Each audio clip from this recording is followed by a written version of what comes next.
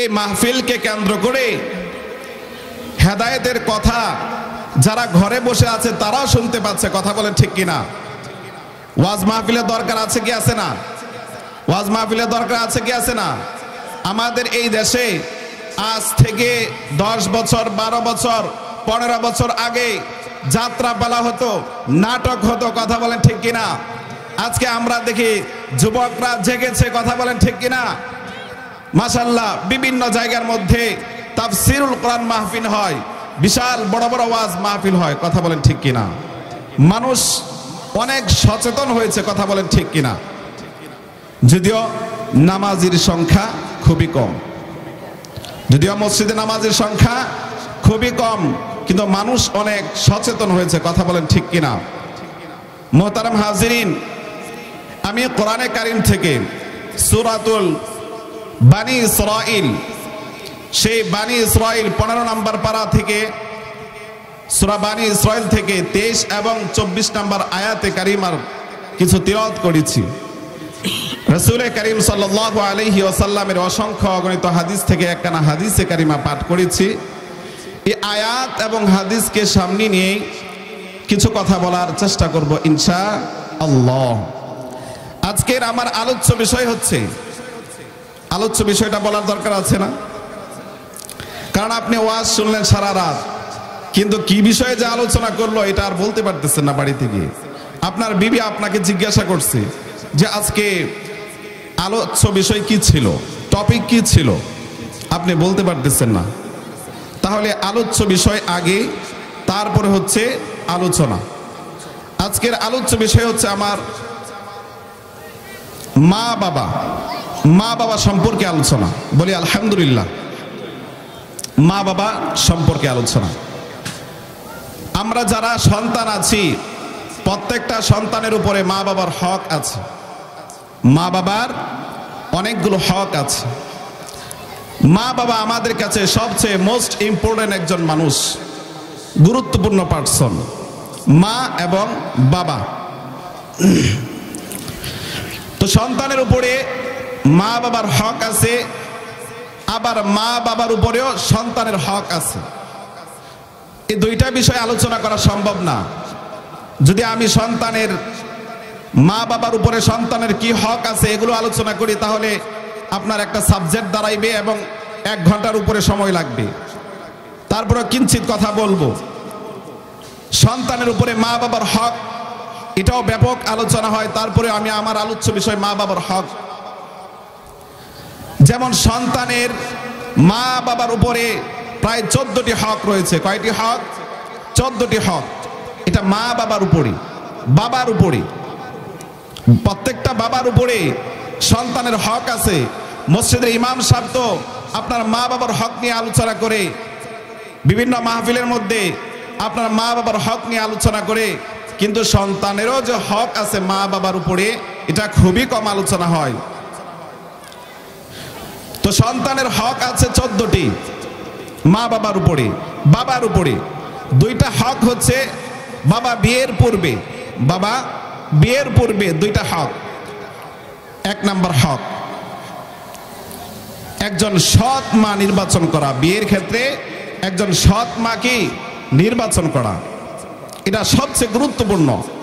কারণ বিভিন্ন দেখবেন আপনার স্কুলের ওয়ালের মধ্যে, বিভিন্ন ব্যানারের মধ্যে আপনার লেখা থাকে যে আপনি একজন আদর্শ মা দেন, আমি আপনাকে একটা আদর্শ সমাজ উপহার দিব। বলি সুবহানাল্লাহ। তাহলে মা অত্যন্ত গুরুত্বপূর্ণ বিষয়। কথা বলেন ঠিক কিনা? যে মা আপনার নাচ গান দেখে, যে মা আপনার নাটক দেখে, যে মা আপনার বেপরদায় চলাফেরা করে, যে মা বাজার করে, তার ঘর থেকে তো আপনার আব্দুল কাদের জিলানী রাহিমাহুল্লাহ তাআলা হওয়া সম্ভব না। কথা বলেন ঠিক কিনা? এই জন্য এটা যুবকদের জন্য যারা বিয়ে করে নাই মোস্ট ইম্পর্টেন্ট, যে মা নির্বাচন করার ক্ষেত্রে সঠিক চিন্তা ভাবনা করে মা ডিসাইডেড করতে হবে কোন মেয়েটাকে আপনি বিয়ে করবেন। আজকে তো আমাদের সমাজে আমরা খুঁজে কি দেখি সমাজের মধ্যে কোন মেয়েটা সবচেয়ে সুন্দর, সবচেয়ে সুন্দর, এটা আগে তালাশ করি, তারপরে খুঁজে তার টাকা পয়সা আর্থিক অবস্থাটা কি, তারপরে খুঁজে আপনার বংশ, কথা বলেন ঠিক কিনা, তারপরে খুঁজে দিনদারি, কথা বলেন ঠিক কিনা। তো দিনদারি সবার শেষে, সৌন্দর্য সবার আগে। সৌন্দর্য দরকার আছে। আল্লাহর হাবিব সাল্লাল্লাহু আলাইহি ওয়াসাল্লাম তার হাদিসের মধ্যে বলছেন, তুনকাহুল মারআতু লিআরবাইন লিমালিহা ওয়ালি জামালিহা ওয়ালি হাসাবিহা ওয়ালি দীনিহা ফাসফার বিদাতিদ দ্বীন তারিবাত ইয়াদাক। আল্লাহ রাসূল জনাবে মুহাম্মদুর রাসূলুল্লাহ সাল্লাল্লাহু আলাইহি ওয়াসাল্লাম বলেন, তুনকাহুল মারআতু লিআরবাইন, একজন মহিলাকে বিবাহ করো, চারটা কোয়ালিটি যেই মহিলার মধ্যে আছে, যেই মহিলার মধ্যে চারটা গুণ থাকবে, যেই মহিলার মধ্যে চারটা কোয়ালিটি থাকবে, চার কোয়ালিটি বিশিষ্ট, চারটা গুণ বৈশিষ্ট্য এমন মহিলাকে বিয়ে করো। লিমালিহা, যেই মহিলার সম্পদ আছে, যে মহিলার আর্থিক অবস্থা ভালো, এমন মহিলাকে বিবাহ করো। লিমালিহা ওয়ালি জামালিহা, যে মহিলার সৌন্দর্য, যে মহিলাটা দেখতে অনেক ভালো লাগে, এমন সৌন্দর্য এমন রূপওয়ালা মহিলাকে বিবাহ করো। 2 নাম্বার। ওয়ালি হাসাবিহা, 3 নাম্বার হচ্ছে তার বংশটা কি। 3 নাম্বার কি, তার বংশটা কি।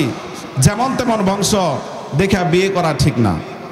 নাগারসি বংশ, মেয়ে অনেক সুন্দর, আপনার বংশ দেখে নাই, বিয়ে করে ফেলছে, তো তার ঘর থেকে যেগুলো হয়েছে সব আপনার কি কোনো কথাবার্তা শোনে না, নাচ গান টেলিভিশন অবাধ্য, কথা বলেন ঠিক কিনা। তাহলে বংশ দেখতে হবে। 1 নাম্বার লিমালিহা ওয়ালি জামালিহা ওয়ালি হাসাবিহা। 4 নাম্বার ওয়ালি দীনিহা। আল্লাহ রাসূল বলেন, ফাসফার বিদাতিদ দ্বীন, দিনদারিকে প্রাধান্য দাও। আপনার মাল নাই সমস্যা নাই, সৌন্দর্য নাই সমস্যা নাই, বংশ নাই কোনো সমস্যা নাই, দিন আছে তার মধ্যে। যেই মহিলার মধ্যে দিন থাকবে সেই মহিলাকে আপনাকে আমাকে প্রাধান্য দিতে হবে, কথা বলেন ঠিক কিনা। মোহতারাম হাজিরিন, কিন্তু ঘটনা উল্টা। আজকে আমরা সমাজের দিকে লক্ষ্য করলে দেখতে পাই, বংশ দেখে না, আপনার সৌন্দর্য দেখে, দিন দেখে না, দিনদারিতা দেখে না, কথা বলেন ঠিক কিনা।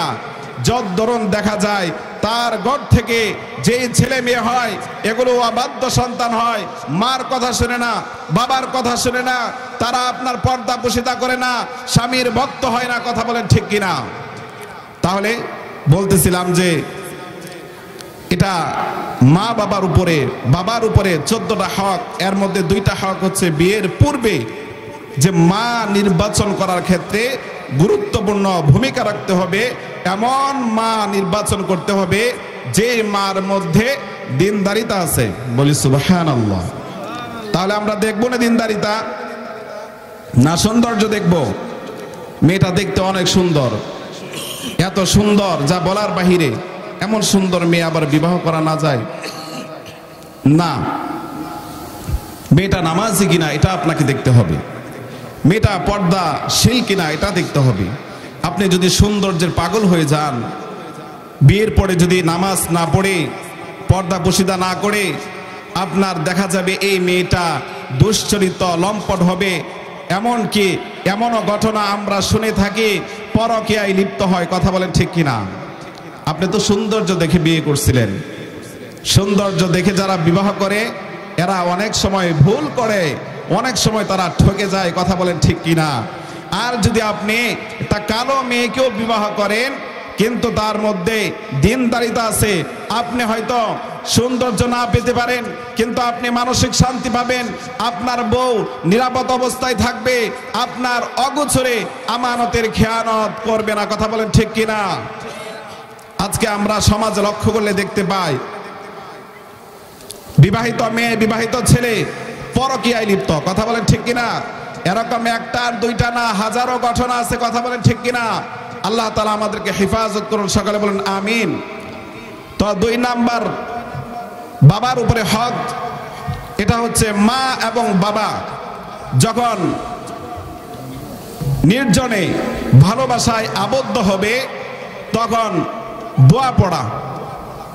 বিসমিল্লাহি আল্লাহুম্মা জান্নিবনাশ শাইতানা ওয়া জান্নিবিশ শাইতানা মা রাযাকতানা। এই দোয়া পড়া গোপন এবং ভালোবাসায় যখন লিপ্ত হবে, একটা দোয়া আছে হাদিসের মধ্যে, এই দোয়াটা পড়া। এই দোয়াটা পড়লে কি লাভ হবে? এই দোয়াটা পড়লে আপনার ভালোবাসার মধ্যে শয়তান ভাগ বসাইতে পারবে না।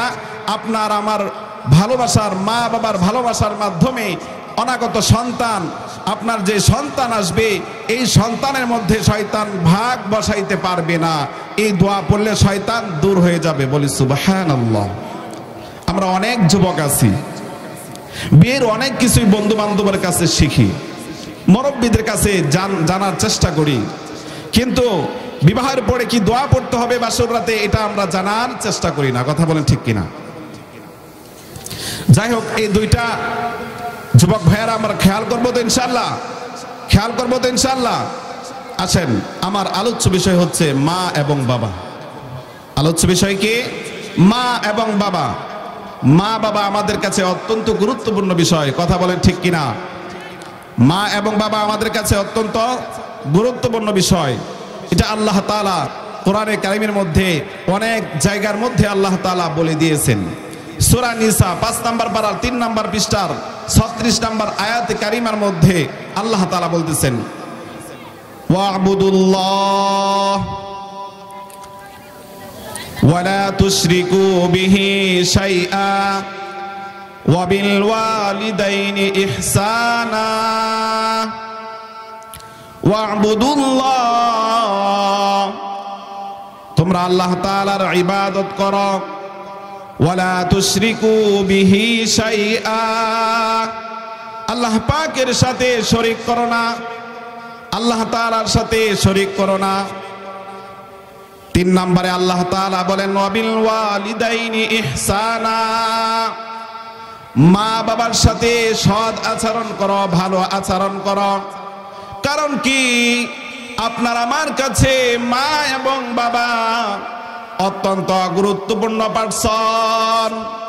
আল্লাহ তাআলা তারপরে মা বাবার কথা বলতেছেন, ওয়া'বুদুল্লাহ, আল্লাহ তাআলার ইবাদত করা, ওয়ালা তুশরিকু বিহি শাইআ, তার সাথে শরীক করো না, ওয়াবিল ওয়ালিদাইনি ইহসানা। আল্লাহ তাআলার পরে বলতেছেন মা এবং বাবার সাথে সৎ আচরণ করার জন্য, ভালো ব্যবহার করার জন্য। পৃথিবীর মধ্যে আল্লাহ এবং তার রাসূলের পরে আপনার আমার কাছে সবচেয়ে সুন্দর আখলাক, সুন্দর ব্যবহার পাওয়ার হকদার হচ্ছে আমার আপনার মা এবং বাবা। বলে সুবহানাল্লাহ। জোরে বলেন না সুবহানাল্লাহ। খারাপ লাগতেছে? খারাপ লাগতেছে? কষ্ট হইতেছে? সারা রাত্র থাকতে পারবেন তো ইনশাল্লাহ? আমি তো ছোট মানুষ, দোয়ার নিয়তে আপনাদের থেকে দোয়া নিব, এই জন্য বসছি। বড় বড় উলামায়ে কেরামগণ আছেন যিনারা খুব চমৎকার আলোচনা করবেন, যেমন শাহ মুফতি আনোয়ার হোসেন চিশতি সাহেব দামাত বারকাতুহু আলিয়া, তিনি খুবই চমৎকার আলোচনা করেন। বয়োজ্যেষ্ঠ মুরব্বী, বড় আলেম, বিজ্ঞ আলেম, চমৎকার আলোচনা করেন। কথা বলেন ঠিক কিনা? তো বড় বড় আলেম আছেন, ওনাদের মুখ থেকে কথা শুনবেন। আমি ছোট মানুষ হিসেবে ছোট ছোট কথা বলবো। আল্লাহ তাআলা আমল করার তৌফিক দান করেন, সকলে বলুন আমিন।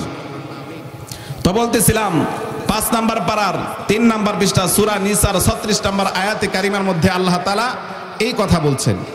সূরা বানী ইসরাঈল 15 নম্বর পারা 3 নম্বর পৃষ্ঠার 23 এবং 24 নম্বর আয়াতে কারিমার মধ্যে আল্লাহ তাআলা বলেন, وَقَضَى رَبُّكَ أَلَّا تَعْبُدُوا إِلَّا إِيَّاهُ وَبِالْوَالِدَيْنِ إِحْسَانًا। আল্লাহ তাআলা বলেন, وَقَضَى رَبُّكَ أَلَّا تَعْبُدُوا إِلَّا إِيَّاهُ وَبِالْوَالِدَيْنِ إِحْسَانًا। আল্লাহ তাআলা ওয়াজ করতেছেন, আল্লাহ তাআলা আদেশ করেন, তোমার রব আদেশ করতেছেন, আল্লাহ তা'বুদু ইল্লা ইয়্যাহ, অবশ্যই অবশ্যই তুমি আল্লাহ তাআলার ইবাদত করো। 2 নম্বরে আল্লাহ তাআলা বলতেছেন, ওয়াবিল ওয়ালিদাইনি ইহসানা, আল্লাহ তাআলার ইবাদতের পরে আল্লাহ তাআলা বলতেছেন মা এবং বাবার সাথে সৎ আচরণ করো, মা এবং বাবার সাথে ভালো ব্যবহার করো। বলি সুবহানাল্লাহ। সূরা বানী ইসরাঈল 15 নম্বর পারা 3 নম্বর পৃষ্ঠার মধ্যে আল্লাহ তাআলা এই কথা বলতেছেন। পরবর্তী আয়াতে আল্লাহ তাআলা বলেন ইম্মা ইয়াবলুগান্না ইনদাকাল কিবারা আহাদুহুমা আও কিলাহুমা ফালা তাকুল লাহুমা উফিন ওয়ালা তানহারহুমা ওয়া কুল লাহুমা কাওলান কারীমা। আল্লাহ তাআলা বলতেছেন মা এবং বাবা এই দুইজনের মধ্যে থেকে কেউ যদি বার্ধক্যে উপনীত হয়ে যায়, আর তুমি যদি তোমার মাকে পাও আর যদি তুমি তোমার বাবাকে পাও, আর সেই মা এবং বাবার সাথে যদি ভালো ব্যবহার করতে পারো, যদি সৎ আচরণ করতে পারো দোস্ত, তাহলে আল্লাহ রাসূল বলেন হুমা জান্নাতুকা ওয়া নারুকা, এ মা এবং বাবাই তোমার জান্নাত, এই মা এবং বাবাই তোমার জাহান্নাম। মা বাবা সন্তুষ্ট, আল্লাহ সন্তুষ্ট। মা বাবা সন্তুষ্ট, আল্লাহ সন্তুষ্ট।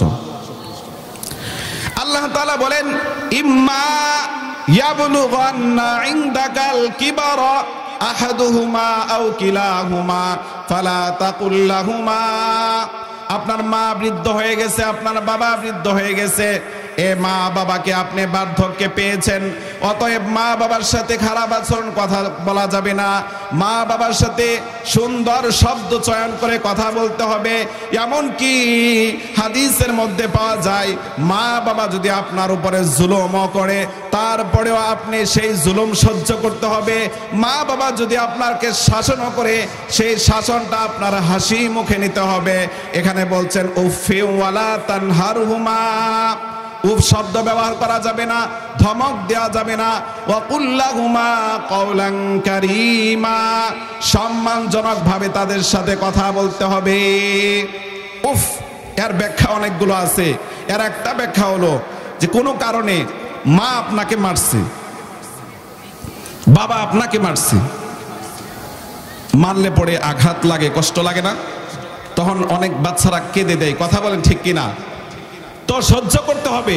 উফ শব্দটা আপনার মুখ থেকে বের করা যাবে না। মা মারতেছে সহ্য মেনে নিতে হবে, বাবা মারতেছে মেনে নিতে হবে। এটার একটা ব্যাখ্যা।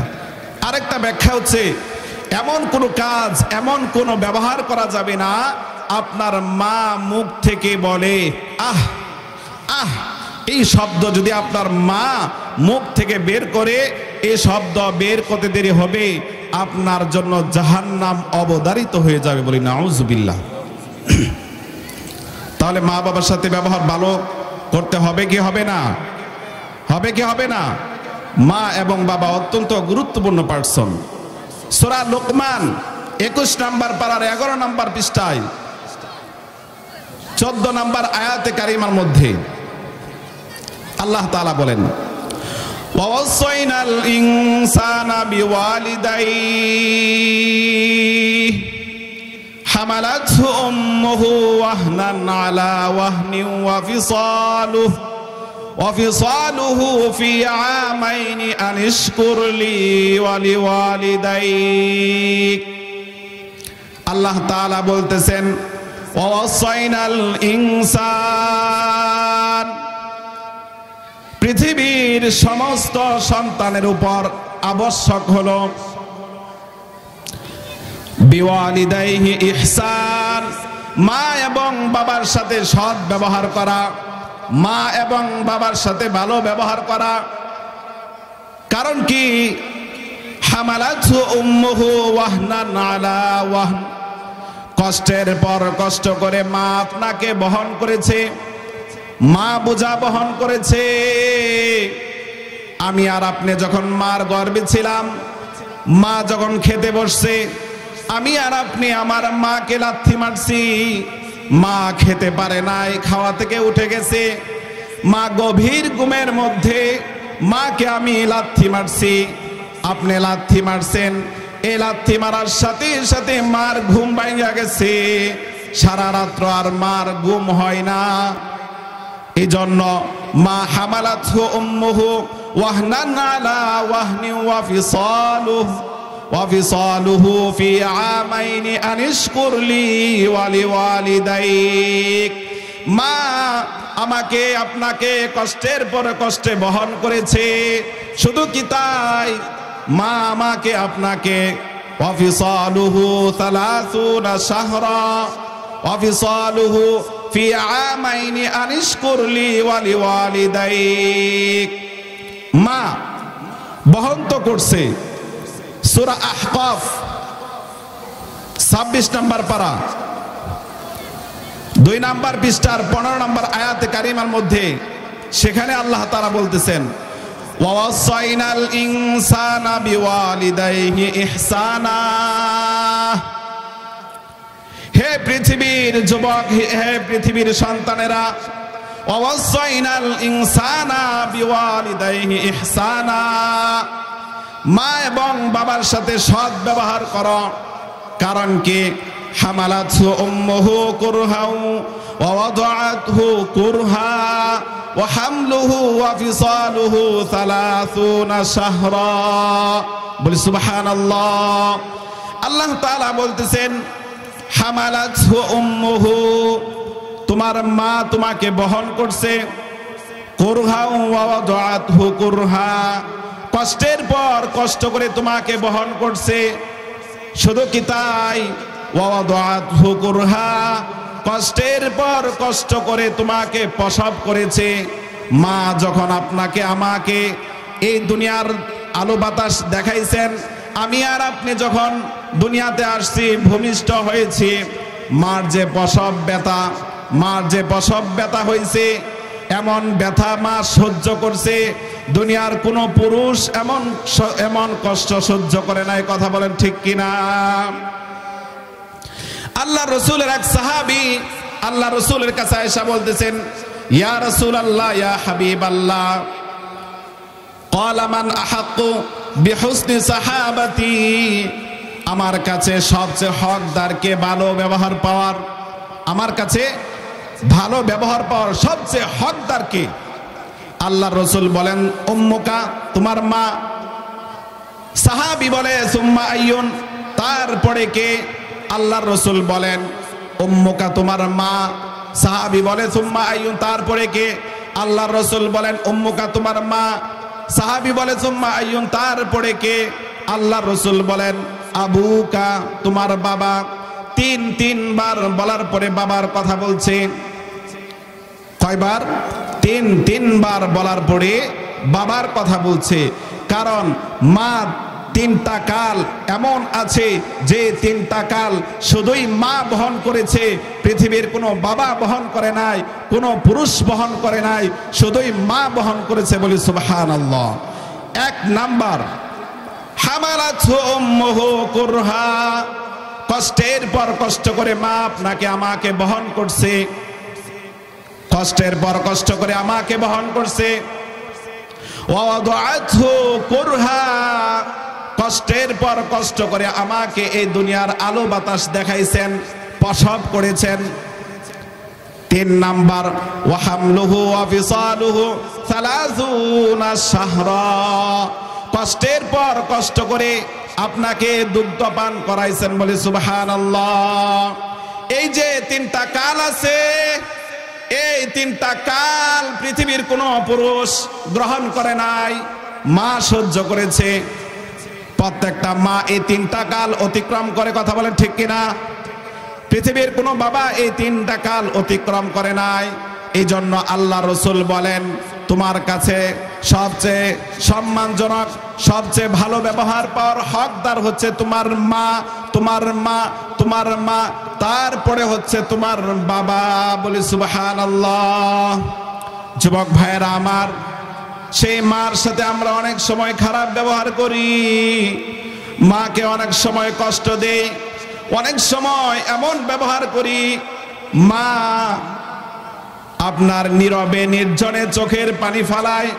আহারে যুবক ভাইয়েরা আমার, অনেক সময় আমাদের এমন হয় যে বউকে খুশি করতে গিয়ে মাকে কাঁদায়। কথা বলেন ঠিক কিনা? বউকে খুশি করতে গিয়ে অনেক সময় মাকে কাঁদায়। আমাদের একজন উস্তাদ ছিলেন, আমার উস্তাদ একদিন আমাকে বলতেছে, মাও গুরুত্বপূর্ণ মানুষ, আর তোমার যে ওয়াইফ আছে, তোমার বিবি, সেও তোমার অত্যন্ত গুরুত্বপূর্ণ পার্সন। কথা বলেন ঠিক কিনা? কারণ সবচেয়ে করিবি রিশতাদার হচ্ছে আপনার স্বামী আর স্ত্রী, আর সবচেয়ে মুকদ্দাম রিশতা হচ্ছে মা এবং বাবা। দেখবেন একটা জিনিস খেয়াল করে, আপনি জান্নাতে গেলেও আপনার স্ত্রী আপনার সাথে জান্নাতে যাবে, জান্নাতে আপনার বাবা মা আপনার সাথে কিন্তু থাকবে না। কথা বলেন ঠিক কিনা? এই জন্য মা বাবার জায়গা এক জায়গায় আর স্ত্রীর জায়গা এক জায়গায়, দুইটা একসাথে মিলানো যাবে না। আমাদের মাদের বেলা কি বলে, সন্তান পড় হয়ে গেছে, আমার কথা আর শোনে না, বউয়ের কথা শোনে। কথা বলেন ঠিক কিনা? এমন কথা যেন মা কোনোদিন না বলে।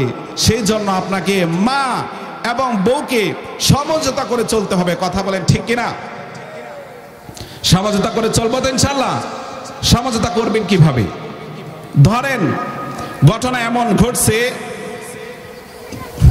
আপনার ওয়াইফ, আপনার স্ত্রী এবং আপনার মা ঝগড়া লেগেছে। ঝগড়া লাগার পরে আপনার মা কেঁদে দিয়েছে বা অনেক কষ্ট পাইছে। এখন আপনার বউকেও সন্তুষ্ট রাখতে হবে, মাকেও সন্তুষ্ট রাখবেন। তো রাখবেন কিভাবে? মা যে অসন্তুষ্ট হয়ে গেছে আপনার বউয়ের প্রতি, আপনার প্রতি, সেক্ষেত্রে আপনাকে একটা থিওরি অবলম্বন করতে হবে। বউকেও খুশি রাখতে হবে, মাকেও খুশি রাখতে হবে।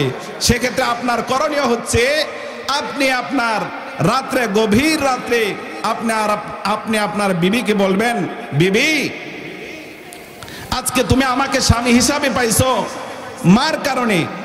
মা আমাকে এই দুনিয়ার আলো বাতাস দেখাইছে, আমাকে বড় করছে, যার কারণে আজকে তুমি আমাকে স্বামী হিসাবে পাইছো।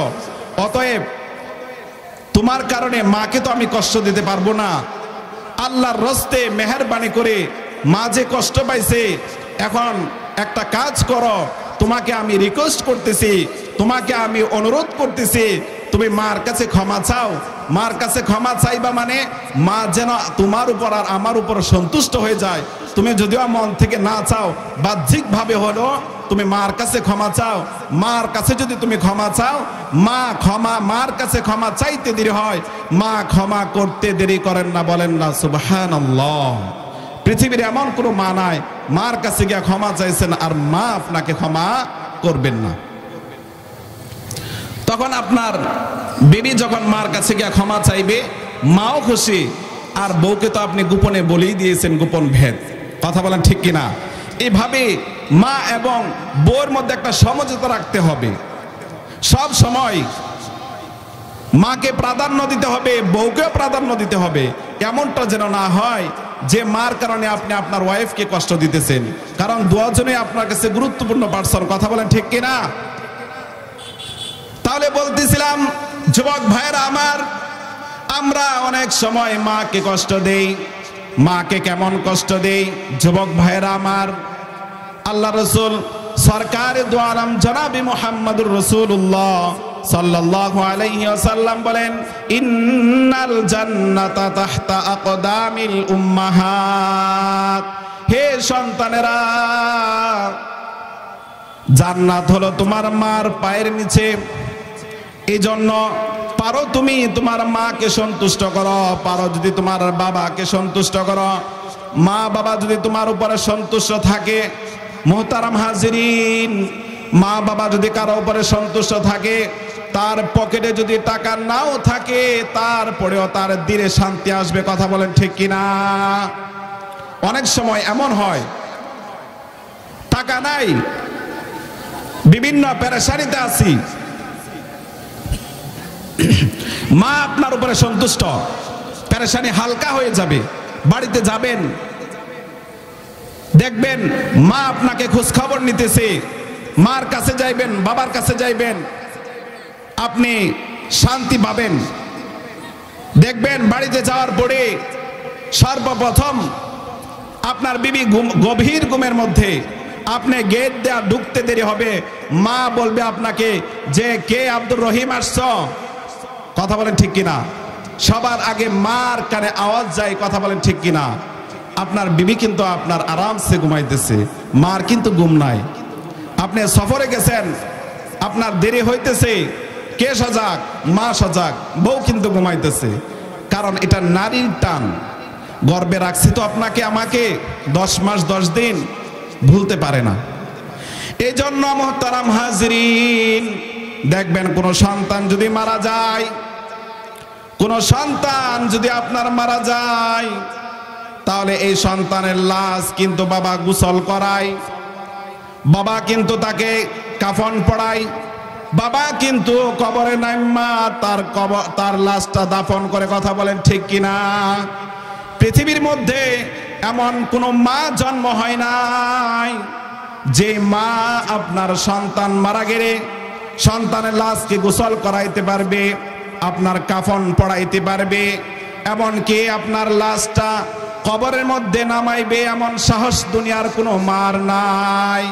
ঘটনা যদি এমন ঘটে, মাকে যদি দায়িত্ব দেওয়া হয়, মা যদি সন্তানের লাশটা নিয়ে কবরে নামে, কবরে নামতে দেরি হবে, মাও মৃত লাশ হয়ে যাবে।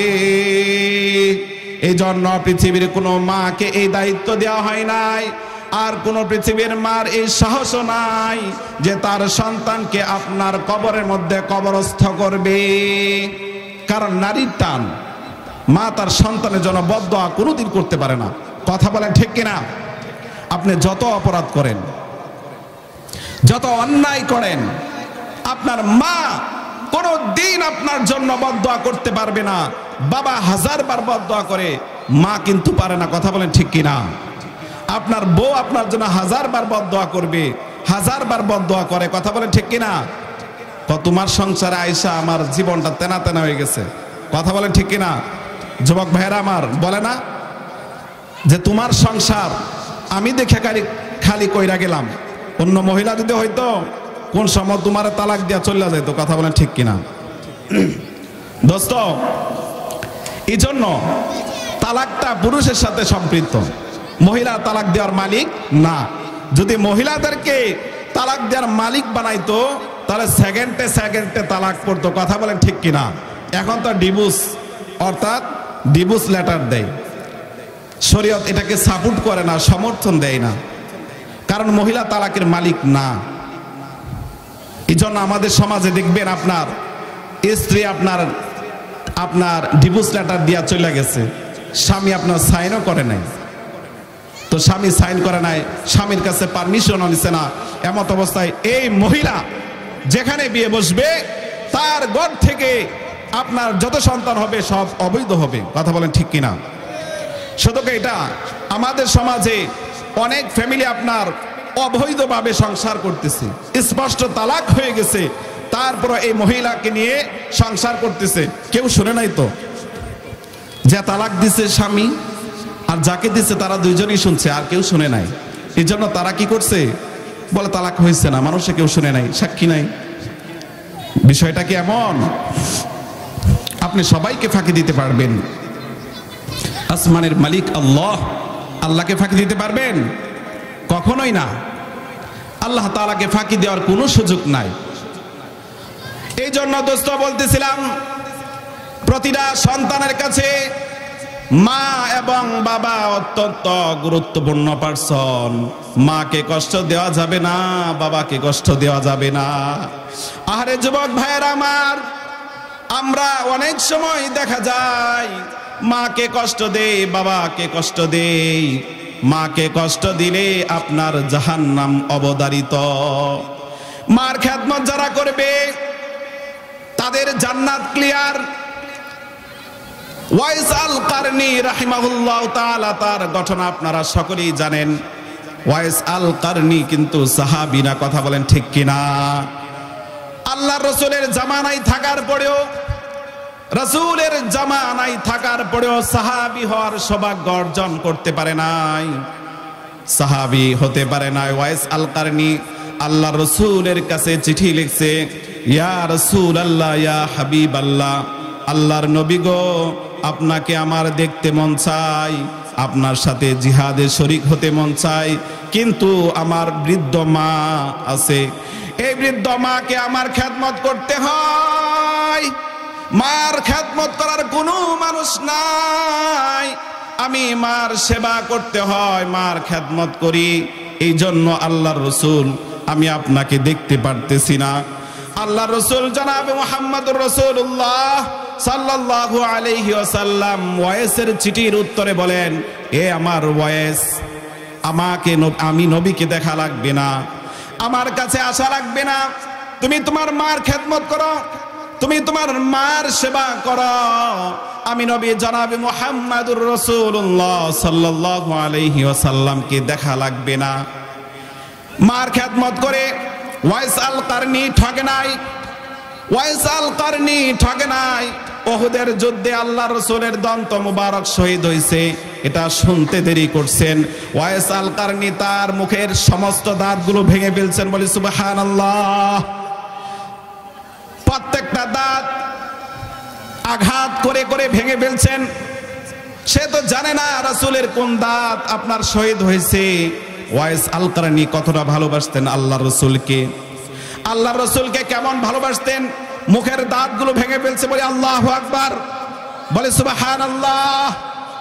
ওয়াইস আল কারনি মার খেদমত করে ঠকে নাই, ঠকে নাই। আল্লাহর রাসূল ওয়াফাতের সময় উমর রাদিয়াল্লাহু তাআলা আনহুকে ডাক দিবেন, হে উমর শোনো, আমি তো মরে যাব, কিন্তু আমার একটা পাগল আশেক আছে, ইয়ামান থেকে আসবে, আমি নবীকে সে পাবে না। হে উমর তুমি শোনো, আমি তো থাকবো না, আমি মৃত্যুবরণ করব। আমার এই পাগল প্রেমিক যদি আসে, তাহলে আমার গায়ের জুব্বা মুবারক ওয়াইস আল কারনিকে তুমি হাদিয়া দিবা। শুধু হাদিয়া নয় ওমর, ওয়াইস আল কারনিকে দিয়ে তুমি তোমার জন্য আমার গুনাহগার উম্মতের জন্য দোয়া করাইবা, বলি সুবহানাল্লাহ। কারণ কি দোস্ত, সে মার খেদমত করতে করতে তার জবানটা এমন বানাইছে, আরশে আজিমের দিকে হাত বাড়ায় সে দোয়া করতে দেরি হয়। আরশে আজিমের মালিক দোয়া কবুল করতে দেরি করেন না, বলি সুবহানাল্লাহ, জোরে বলি সুবহানাল্লাহ। এই জন্য দোস্ত, মার খেদমত করলে এটা ঠকা হয় না, বরং রাসূলের যুগে থাকার পরেও সাহাবী হওয়ার সৌভাগ্য অর্জন করতে পারে নাই, তারপরেও ওয়াইস আল কারনির মর্যাদা সাহাবী থেকে কম না। চিল্লায় বলেন না সুবহানাল্লাহ। এই যে আপনার এত মর্যাদা, এত মাকাম অর্জন করেছেন, এটা কিসের মাধ্যমে অর্জন করেছেন? এটা মার খেদমত করে অর্জন করেছেন, কথা বলেন ঠিক কিনা?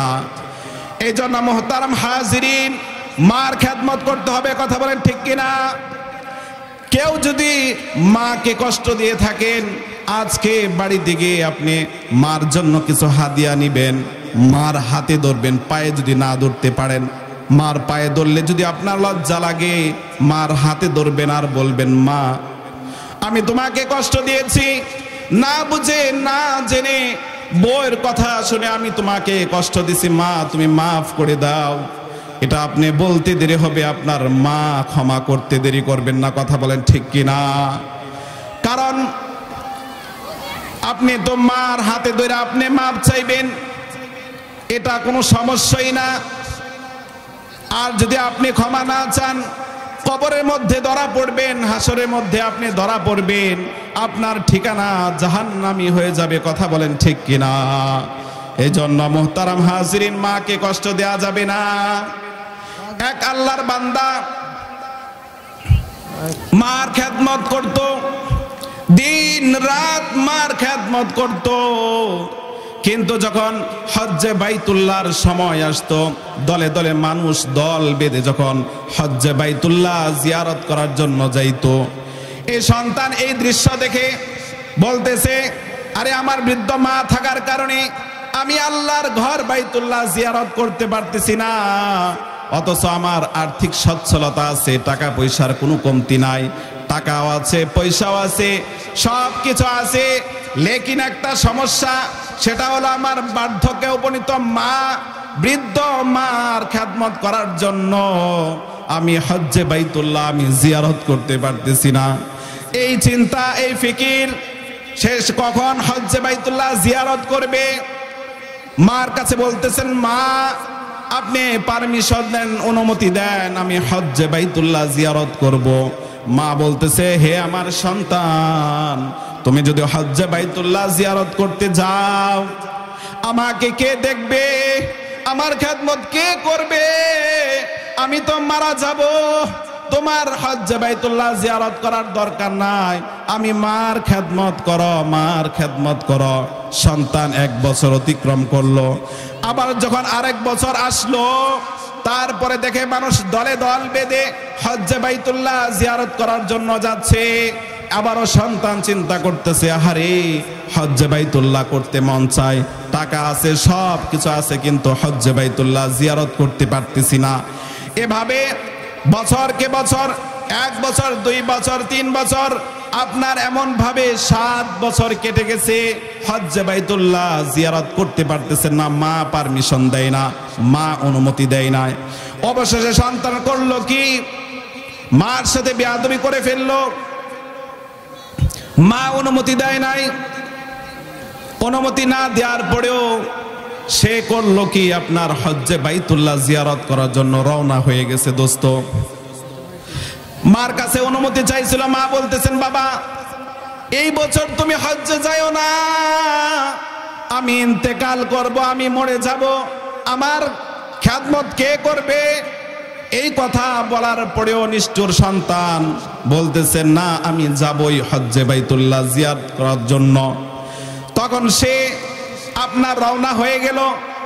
কারণ তখনকার সময় আপনার প্লেন ছিল না, আপনার জাহাজ ছিল, মানুষ পায়ে হেঁটে হজ করতো। কথা বলেন ঠিক কিনা? এরকম অনেক মানুষ আছে যারা হেঁটে হেঁটে আপনার হজ করেছে, বলি সুবহানাল্লাহ। এখন তো তথ্য আর প্রযুক্তি এত উন্নত হয়েছে, আপনার বেশি সময় লাগে না। মন চাইছে আপনার 5 ঘন্টা 6 ঘন্টায় আপনি বাইতুল্লাহ জিয়ারত করার জন্য চলে যেতে পারবেন, আপনি মক্কায় গিয়ে পৌঁছতে পারবেন। কথা বলেন ঠিক কিনা? আগে এমন ব্যবস্থাপনা ছিল না। এখন যতটা তথ্য প্রযুক্তি যতটা উন্নত হয়েছে, কথা বলেন ঠিক কিনা? তথ্য প্রযুক্তি উন্নত হওয়ার দ্বারা আমাদের যেমন লাভ হয়েছে তেমন লস হয়েছে। কথা বলেন ঠিক কিনা? যেমন লাভ হয়েছে তেমন লস হয়েছে। আজকে তো ঘরে ঘরে টেলিভিশন, পকেটে পকেটে আপনার পুরা দুনিয়া। কথা বলেন ঠিক কিনা? মাও ব্যস্ত, বাবাও ব্যস্ত, তো বাচ্চা করব কি? বাচ্চা করব কি? এমন অনেক ঘটনা আছে, শুধু মা আর বাবার অবহেলার কারণে মেধাবী সন্তানটাও নষ্ট হয়ে যায়। কথা বলেন ঠিক কিনা? মা মোবাইলে আসক্ত, বাবাও মোবাইলে আসক্ত। এই আসক্তির কারণে সন্তানের কোনো খোঁজ খবর নাই। আজকে তো আমাদের এমন সমস্যা। কথা বলেন ঠিক কিনা? মা টেলিভিশন নিয়ে ব্যস্ত, বাবা মোবাইল নিয়ে ব্যস্ত, সন্তান কি করবে? এই জন্য আমাদের উচিত সন্তানকে সময় দেওয়া। কথা বলেন ঠিক কিনা? সন্তানের সাথে খেলতে হবে, গল্প করতে হবে, সন্তানকে সময় দিতে হবে। আমরা সন্তানকে সময় দেই, সন্তানকে সময় দেই। ব্যবসা বাণিজ্যের পরে, চাকরির পরে যে সময়টা থাকে, এটা দেখা যায় মোবাইলে চলে যায়। কথা বলেন ঠিক কিনা? তো এই মোবাইলের দ্বারা যতটা লাভ হয়েছে ততটা ক্ষতিও হয়েছে। কথা বলেন ঠিক কিনা? এই মোবাইলের কারণে পরকীয়ায় মানুষ আসক্ত হচ্ছে। কথা বলেন যুবক ভাইয়েরা, ঠিক কিনা? দোস্ত, বলতেছিলাম, ওই আল্লাহর বান্দা মা অনুমতি দেয় নাই, তারপরেও মার সাথে বেয়াদবি করে ওই সন্তান রওনা হয়ে গেল হজ্জে বাইতুল্লাহ জিয়ারত করার জন্য। সামানাপত্র গুছাইল, টাকা পয়সা আপনার গুছাইল, রওনা হয়ে গেল আপনার হজ্জে বাইতুল্লাহ জিয়ারত করার জন্য। হাঁটতে হাঁটতে রাত্র হয়ে গেছে গভীর। সে চিন্তা করলো, এখন তো আর এমন যে হোটেল আছে, আবাসিক হোটেল, তখনকার সময় হোটেল ছিল না। ওই আল্লাহর বান্দা ভাবতেছে, তাহলে একটা মসজিদের মধ্যে আমি অবস্থান করি, মসজিদের মধ্যে একটু রেস্ট নেই, যখন আবার সকাল হবে তখন আমি আবার সফরে বের হয়ে যাব। ওই আল্লাহর বান্দা এক মসজিদের মধ্যে আপনার রেস্ট নিচ্ছে, ঘুমাচ্ছে। ওই রাত্রে এই ঘটনা একটা ঘটে গেল। ওই রাত্রে এক বাড়িতে চুরি হয়েছে। কি হয়েছে? চুরি হয়েছে। ওই রাত্রে ওই মহল্লার এক ঘরের মধ্যে আপনার চুরি হয়েছে। বাড়িওয়ালা টের পেয়ে ফেলছে, আমার ঘর তো লুটপাট হইতেছে, চুরি হইতেছে।